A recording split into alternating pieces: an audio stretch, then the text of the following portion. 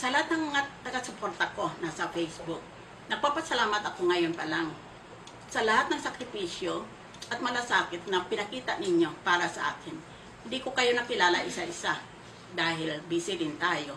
Pero, ang gusto ko lang malaman ninyo, na gusto rin malaman ng taong bayan, ay na bumalik na ang kalusugan ko dahil sa meron akong bagong gamot na wala pang ang pangalan, kung hindi code lang, na nagpapalit ang personalidad ng may cancer at binabalik dati sa personalidad ng normal na tao.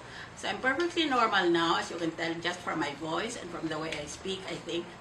And I'm very happy to notice your reports that many people are switching sides.